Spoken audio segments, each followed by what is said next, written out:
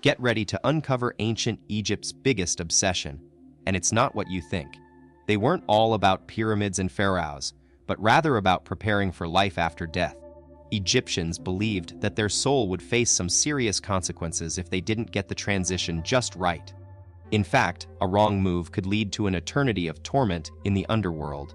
Talk about a permanent FOMO. Buckle up for a wild ride as we dive into ancient Egypt's most surprising secret. You might have thought they were all about mummies and tombs, but it turns out their minds were blown by the connection between intimacy, creation, and the afterlife. Yes, you read that right. In Egypt, sex and death weren't just separate things, they were deeply intertwined. So, let's get intimate with history and see how this fascinating link shaped their world. Get ready for the most epic origin story ever. In ancient Egypt, creation didn't start with a big explosion, but with a seriously steamy act, the cosmic equivalent of a game-changing moment. Meet Adam, the OG creator god, who kicked off the universe with an otherworldly romp. But here's the twist: instead of a random coincidence, this divine spark had roots in a wild and fascinating history that might just blow your mind, literally. Fasten your seatbelts, folks. The Egyptian tale of Adam just took a seriously unexpected turn. It's time to talk about the universe's most iconic origin story, involving an intimate act that changed everything. According to ancient hieroglyphics, Adam sparked creation with a private moment, then blasted off two divine children, Shu, the god of wind, and Tefnut, the goddess of rain. This mind-blowing narrative comes straight from the Hymn of Adam, an epic papyrus discovered in 1865 by British archaeologists. Talk about uncovering a secret that's out of this world. Let's time travel back 4,000 years ago and dive into the heart of ancient Heliopolis. This is where our epic creation story begins, written in song over 2,600 years ago in Luxor. You're about to hear the words of Adam himself, straight from the hymns. I am the one who brings life into being. When I was born, all living things started to grow. He's claiming to be the mastermind behind the universe's incredible diversity. Can you believe it? The hymn's powerful lyrics show that Adam took pride in designing an array of amazing creatures, and this is just the start of his wild origin story. Get ready for some serious ancient wow factor. According to this mind-blowing hymn, Adam's creation plan was totally unique. He even got a little hands-on, or should we say fists-on. He says, "Every creature and their families lived within my thoughts. Then I combined with myself to bring forth the universe." But how did he exactly create the wind and rain? With one sneeze and one spit, respectively. And who raised them as kids? None other than the old sea, Old Man Nun. Talk about a cosmic family story. So, let's dive back into this epic ancient tale. Here, Adam is more than just a wild creator. He's like a cosmic guardian looking out for his universe. Now, you might think the Egyptians had some weird ideas about creation, but trust us, they were onto something deep. According to their myth, Adam's self-made moves represented the feminine part within him. It's all about balance and unity. And if that's not cool enough, this story actually shares a lot with what we know today. The universe was formed from nothing, just like in our Big Bang Theory. But here's where things get really trippy. Adam also symbolized the eternal cycle of life, death, and rebirth. It's a mind-bending reminder that in the grand scheme of things, we're all connected. Let's dive deeper into this ancient Egyptian philosophy. The Egyptians saw Adam as a god who ruled before life existed and after it vanished, kind of like a guardian of the in-between. Now, when they talked about before life, or pre-existence, they believed that our souls had been around forever, just like water flowing endlessly through an ocean. And guess what? They thought we'd keep going even after we left our bodies. So, mortal life was more like a quick splash on the surface of these infinite waters, and death wasn't something to fear. It was actually a beautiful return home. This idea is the core of their amazing concept, rebirth. It's all about embracing the cycle of life, recognizing that what we are today has always been and will forever be part of this eternal journey. Let's shine some light on this. For ancient Egyptians, life was like the sun moving across the sky, constantly changing and yet always returning to its roots. And if there's one thing they were passionate about, it was the sun. They saw it as a living symbol of birth, death, and rebirth, all in perfect harmony. That's how Ra, the mighty sun god, came into being as an embodiment of this endless cycle. Born from Adam, the source of everything, or rose each day to remind them that life, death, and rebirth are just natural steps on our cosmic journey. He was more than just a god. He was a celestial reminder that we're part of something much bigger and forever connected to the infinite waters where it all begins. So, you're wondering about Ra's daily adventure across the Egyptian sky? Well, here's the scoop. By day, Ra ruled the heavens, sailing across the sky in his solar barge, bringing life and energy to all living things. But as night began to fall, he'd set off on a different kind of journey down into the underworld, or Dot, where he'd meet up with Osiris, the god of the afterlife. It was here that Ra would face challenges, symbolizing the struggles we face in life and death. And then, just like us, Ra was reborn at dawn, starting the cycle all over again. Now, you might think ancient Egyptians were all about being morbid, fixated on death, but the truth is, they had a much more balanced perspective. Death was indeed important, that's why we see those incredible mummies, but it was also a natural part of life. They celebrated the journey from birth to growth and finally, transformation. So, let's shatter that myth. Egyptians weren't just about death, they were all about embracing life in its full, vibrant cycle. Let's dive deeper into the fascinating culture of ancient Egypt. You're right, they weren't just preoccupied with death, they were actually celebrating life and its many wonders. One aspect that played a significant role in their worldview was creation, and what better symbol of it than intercourse? The Egyptians believed that this act held deep spiritual significance, as it mirrored the cosmic process of birth and renewal. Now, get ready for a mind-blowing fact. The world's oldest known adult content is none other than the enigmatic Turin erotic papyrus. Dating back to around 1150 BC, this ancient treasure was discovered in a village called Deir el-Medina, where skilled artisans crafted elaborate tombs for pharaohs in the Valley of the Kings. This papyrus is not just a piece of history, it's also a testament to humanity's enduring sense of humor and creativity. Let's uncover the intriguing story behind this ancient artifact. When renowned Egyptologist Jean-Francois Oz Champollion first laid eyes on the Turin erotic papyrus back in 1825, he was taken aback by its contents, so much so that he dubbed it an image of monstrous obscenity.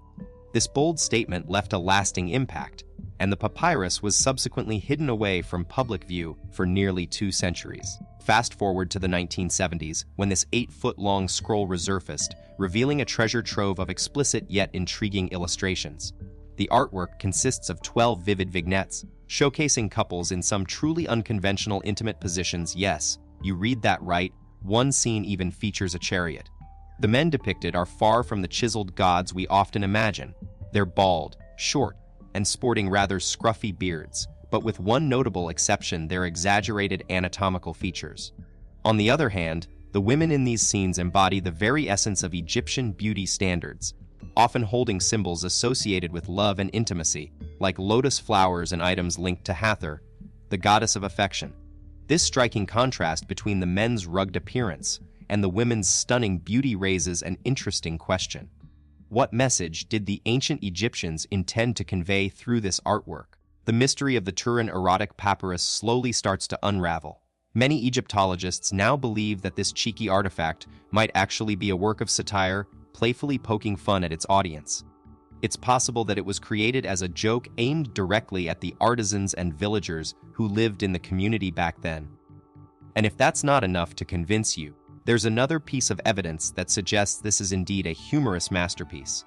A separate section on the papyrus features animals engaging in human activities.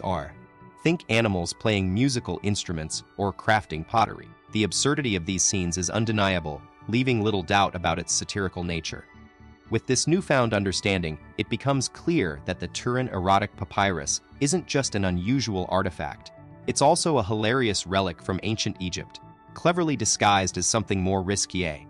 But here's the thing, there isn't much text on the papyrus itself. The only writing we find is this tiny scribble in a margin that reads like it was ripped straight from a cheesy ancient Valentine's Day card.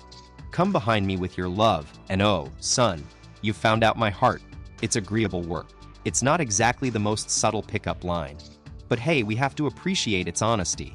Let's dive into ancient Egyptian attitudes towards relationships and intimacy. They were definitely more open-minded than we often give them credit for. You see, in Egypt, humor around romance wasn't a rarity, and their art reflects this carefree vibe. Intimacy was viewed as an everyday aspect of life, right up there with eating or catching some Z's, nothing to hide or be ashamed about. Now, you might expect their artwork to get pretty graphic, but actually, most depictions focus on the build-up rather than the act itself, often showing friends and family members hanging out while a couple gets ready to... Well, it seems that privacy wasn't exactly a priority either. What's even more fascinating is that they were on to some serious birth control methods. We'll explore those in our next segment. Ancient Egyptian women got creative with their birth control methods. Let's talk about two of their go-to options. Acacia gum and honey were a winning combo. They'd mix these natural ingredients with a cloth, insert it in place, and voila. The acacia gum would start fermenting, producing lactic acid, a powerful sperm-killing agent. This ancient method might sound weird, but it actually had some science behind it. On the other hand, we have crocodile dung. Because why not? Unfortunately, using these droppings as birth control isn't exactly backed by reliable results, and that smell wouldn't exactly make for a great morning after chat.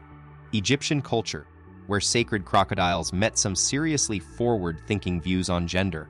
It's fascinating that gods and goddesses would often swap genders throughout their mythological cycles, and the idea of changing sex after death to ensure a smooth transition to the afterlife. Mind-blowing. But it gets even more interesting. These spiritual concepts seeped into everyday life. Egyptian society was actually pretty chill about gender fluidity. Think of it as an ancient, mystical version of being non-binary. It's clear that in this ancient civilization, people were all about embracing individuality and living life without rigid labels. In ancient Egypt, you wouldn't find major differences between the daily lives of men and women. They shared many responsibilities and had equal opportunities.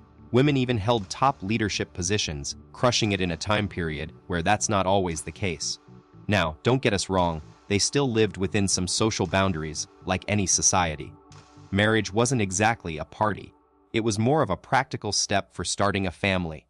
And let's be real, the ancient Egyptians weren't afraid to mete out harsh punishments when they thought someone had crossed the line. Adultery could land you in big trouble. But marriage itself, no fancy ceremonies or grand celebrations, just a normal part of life. In ancient Egypt, sex wasn't just about physical connection, it had spiritual significance. They called this sacred act sacred intercourse. You might be thinking, wait, isn't that a normal part of life? And you're right, but for the Egyptians, it was more than that. According to their mythology, the creation of the universe was kind of like an epic cosmic orgasm. So it's no surprise they'd want to honor it with rituals and customs around fertility. Now, let's talk about Adam, a pretty important dude in Egyptian cosmology. Pharaohs would emulate his divine act by ritually performing. Well, let's just say self-love into the Nile River. This was huge because the Nile was essentially Egypt's life source. Without it, their civilization wouldn't have thrived. The Nile's fertile floodplains were the backbone of ancient Egyptian society. Everything revolved around it. So when you see a pharaoh in all his regalia getting down to business with the river, try not to focus on the weirdness of it all. Instead, think about the deep symbolism at play here. For the Egyptians, semen and the Nile's waters shared a special bond. Both were life-givers. They believed that just as the Nile brought fertility to their lands, so did this sacred act bring forth new life. It's wild, but it shows how deeply connected they saw sex and nature. You won't believe what went down in ancient Egypt. The same word for progeny was used to celebrate the Nile's floodwaters, talk about a connection between nature and new life. In Luxor, things got wild at the Temple of Mut during the infamous drunkenness festival. Around 1470 BC, Pharaoh Hatshepsut even built a porch of drunkenness. Yeah, you read that right. It was party central. People would get totally plastered and, let's just say, some pretty unforgettable encounters would go down there. Archaeologists are still reeling from the discovery. It's like they stumbled upon an ancient rave. Get ready for a seriously saucy scoop from ancient Egypt. The art and inscriptions around the Temple of Mut are totally risque, hinting at some steamy escapades in the marshes. We're talking ancient Egyptian innuendo level. But here's the twist. This wild festival wasn't just about partying all night. It marked the beginning of the year, right after the Nile flooded. The story they'd reenact was epic Sekhmet, a lion-headed goddess of war, was poised to wipe out humanity. But Ra saved the day by tricking her into chugging beer dyed red with ochre. She thought it was blood. Down the whole jug, passed out cold and voiled, transformed into the goddess of love and beauty, Hathor. Talk about a party with mythic consequences. Beneath all the revelry and romance, this ancient festival was basically an insurance policy. Egyptians would party like crazy to beg the gods to keep them safe from harm.